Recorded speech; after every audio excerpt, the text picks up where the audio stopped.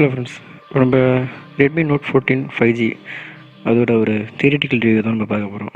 Redmi note 14 5G இதில் colour 3 colour வருது. ஒன்று டைட்டன் பிளாக்கு, ஒன்று மிஸ்டிக் ஒயிட்டு, ஒன்று பேந்தா பர்பிள். எனக்கு தெரிஞ்சு ஒயிட்டு பர்பிள் நல்லாயிருக்கும்.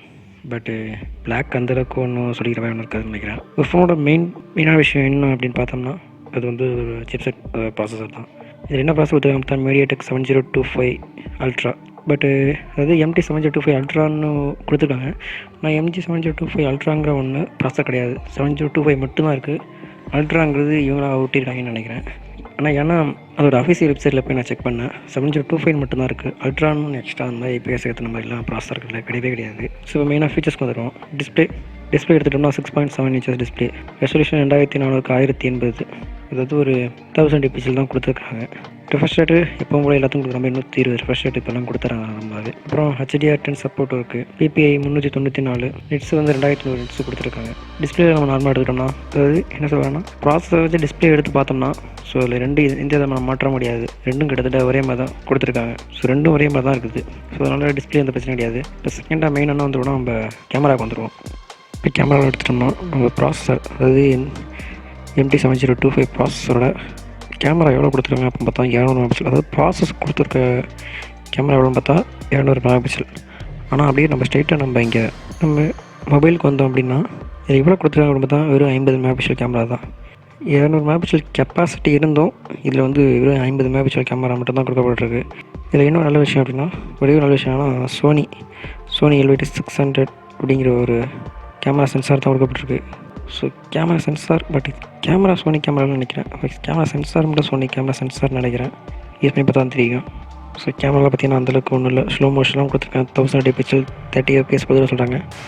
ஆனால் ஒரு 4K அளவுக்காவது கொடுத்துருக்கலாம். 1080 30 மெகாபிக்சலுங்கிறது கொஞ்சம் கம்மி தான்.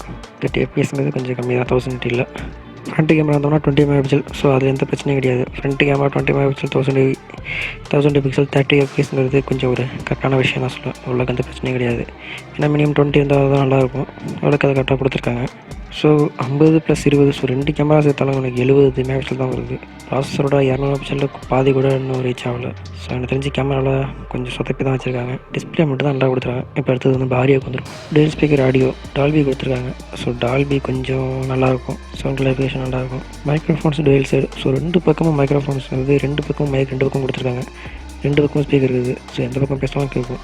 எனக்கு தெரிஞ்சு இந்த மொபைல் ஸ்ட்ரீமிங்க்கு நல்லாயிருக்கும்னு நினைக்கிறேன், லைவ் ஸ்ட்ரீமிங் பண்ணுறதுக்கு. ஸோ ஆடியோவில் அதுலேயும் ஒன்றும் பெருசாக கொடுக்கல. ஸோ ரெண்டுமே சேம் தான் ஆடியோலையும். கனெக்டிவிட்டி 5Gயில் ஸோ எல்லோரும் கொடுக்குற மாதிரியே தான்.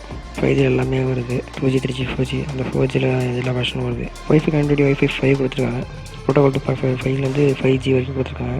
ஸோ இது நார்மலாக வர்றது தான். ப்ளூடூத் வெர்ஷன் இதை பார்த்தீங்கன்னா ஒரு காமெடி என்னன்னா, ப்ளூடூத் வெர்ஷன் வந்து 5.3 கொடுத்துருக்காங்க அப்படின்னு சொல்கிறாங்க. ஆனால் ப்ராசஸர் எவ்வளோ கொடுத்துருக்குன்னா 5.2 தான் கெப்பாசிட்டி. நீ 5.3 கொடுத்தா 5.2ஓட கெப்பாசிட்டி மட்டும் தான் ப்ராசஸர் எடுத்துக்க முடியும். ஸோ எக்ஸ்ட்ரா அவங்கள்ட்ட நிறையா ஸ்டாக் இருந்துச்சு இப்படி இருக்குது. உள்ளே வச்சு விட்ருக்காங்க டிசைனுக்குன்னு. ஸோ உள்ளே என்ன இருக்குது நம்மளுக்கும் தெரியாது, திறந்து பார்த்தா தான் தெரியும். அதுவும் எப்படி இருந்தாலும் நம்மளாம் OTG சப்போர்ட் உண்டு, FM சப்போர்ட் உண்டு கனெக்டிவிட்டியில். இப்போ சிம் கார்டு SD கார்டுன்னு பார்த்தீங்கன்னா சிம் கார்டு டூயல் சிம் போட்டுக்கலாம். ஹைப்ரிட் தான். SD கார்டு போட்டுக்கலாம். இப்போ வந்து இப்போ ரேமுக்கு பார்த்தீங்கன்னா 128 256 வருது. இதில் LPDDR4 கொடுத்துருக்காங்க. அதாவது ரேமோட வெர்ஷனு. ஆனால் 5 கொடுத்தா நல்லா இருந்திருக்கும். அது மட்டும் இல்லாமல் UFS 2.2 தான் கொடுத்துருக்காங்க. 3.01 சில சப்போர்ட் ஆகக்கூடியதுக்கு ப்ராசஸர் கெப்பாசிட்டி. ஆனால் 2.2 தான் கொடுத்துருக்காங்க. ப்ராசஸர் இங்கேயும் இதை யூஸ் பண்ணவே இல்லை. DDR5. ஸோ DDR5ங்கிறது கொஞ்சம் காஸ்ட்லியாக இருக்கலாம். ஸோ 35,000 40,000 ஃபோன் போகிற மாதிரி இருந்தால் சரி ஓகே. பட் ஸ்டோரேஜ் உங்களுக்கு நல்லா கொடுத்துருந்தா தான் எடுத்து யூஸ் பண்ணும்போது உங்களுக்கு ஹேங் ஆகாமல் இருக்கும். ஸ்டோரேஜும் ஹேங் ஆகாமல் இருக்குது. மீன்ஸ் சாஃப்ட்வேர் மட்டும் இல்லாமல் ரேமு, ஸ்டோரேஜ் எல்லாமே முக்கியம்தான். ஸோ இன்னும் கொஞ்சம் நல்லா ஸ்டோரேஜில் பண்ணியிருந்துருக்கலாம். பில்டு குவாலிட்டி பார்த்தீங்கன்னா நம்ம எல்லா மொபைல் ஆகிற மாதிரி Corning Gorilla glass protector, IP64. Weight தான் பார்த்தோன்னா 190 கிராம். கொஞ்சம் வெயிட்டாக இருக்குமோன்னு தோணுது. மிடில் ஃப்ரேம் பிளாஸ்டிக் தான். இதில் ஹீட் டிஸ்பாட் என்னென்னா கிராஃபைட். அதாவது மொபைலில் உள்ள ஹீட்டை வெளியேற்றத்துக்கு யூஸ் ஆகிற ஒரு விஷயம் என்னென்னா கிராஃபைட் தான் யூஸ் பண்ணுறாங்க. அதாவது கறி தான் கிட்டத்தட்ட சொல்ல போனால் நடக்குது. ஆனால் லிக்விட் கூட யூஸ் பண்ணலாம் இருந்துக்கும். பட் என்ன இருந்தாலும் இது ஒன்றும் கேமிங் ஃபோன் கிடையாதுல்ல. ஸோ கிராஃபைட் வந்து முக்கியமான விஷயம் தான். OS நம்ம ரெட்மி OS தான். Android version 14. அதாவது OS வந்து 2 வருஷம் OS அப்டேட்டும் 4 வருஷம் செக்யூரிட்டி பேட்ச் அப்டேட்டும் கொடுக்குறாங்க. ஸோ ரெட்மி OS வந்து நல்லா எனக்கு பிடிச்ச OS ரெட்மி OS தான். சென்சார் வந்து எல்லோரும் கொடுக்குற மாதிரி தான். பட் நான் ரெட்மியில் தனியாக உள்ள IR பிளாஸ்ட்டு. இப்போ எனக்கு பிடிச்ச மாதிரி கைரோஸ்கோப்பு. அப்புறம் இது நல்ல விஷயம் என்னென்னா இன்பில்ட் ஃபிங்கர் பிரிண்ட்டு. ஸோ சைடில் கொடுக்காம எப்படியும் 20,000 ஃபோனுக்கு இதை விட கொடுக்கலனா நல்லா இருக்காது. பேக்கிங் லிஸ்ட்டில் mobile, adapter, USB type C cable, SIM ejector tool, அப்புறம் வந்து guide, warranty card, protective case, நார்மலாக எல்லா மொபைல் கொடுக்குற மாதிரி தான். இதில் பேட்ரிக்கு என்னென்னு பார்த்தோம்னா ஒரு நல்ல விஷயம் என்னென்னா பேட்ரி 5500 mAh சார்ஜ் நல்லா ஓடும்.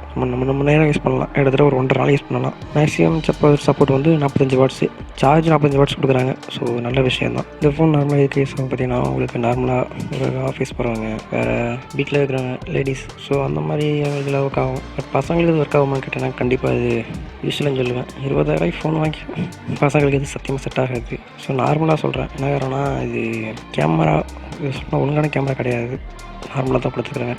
டிஸ்பிளே மட்டும் தான் நல்லாயிருக்கு. கேமிங் ப்ராசஸ் அந்த மாதிரி தான் கொடுக்கல. ஹீட்டிங் வந்து லிக்கி கூலிங் அந்த மாதிரி எதுவும் கொடுக்கல. ப்ராசஸ் சின்ன ப்ராசஸ் தான், அதாவது 6 nm ப்ராசஸர் தான். ஸோ அதிகமாக ரன்னிங் கெப்பாசிட்டிலாம் அது தாங்காது. 6 அது 8 1258 எடுத்துகிட்டா இப்போ எந்த பிரச்சனை இல்லாமல் வரும். மற்றபடி 120 எடுத்தால் தாங்காது. அதாவது நான் ஒரு வருஷம் ஓட்டுவேன் அப்படின்னா நீங்கள் 120 எடுத்துக்கலாம். இல்லை நான் 3-4 வருஷம் வச்சுப்போன்னா 256 256 GB நீங்கள் யூஸ் பண்ணுறது தான் ரொம்ப பெரிய விஷயம், நல்ல விஷயம். பார்க்குறதுக்கு ஒரு குவாலிட்டியான நல்ல ஃபோனாக பார்க்குறது யூஸ் ஆகலாம். மற்றபடி இது ஒன்றும் சொல்லி கிடையாது. அதிகமாக யூஸ் பண்ண மாட்டேன், நார்மலாக யூஸ் பண்ணுவேன் அப்படிங்கிறதுக்கு இந்த ஃபோன் பெஸ்ட்டு ஃபோனு தான்.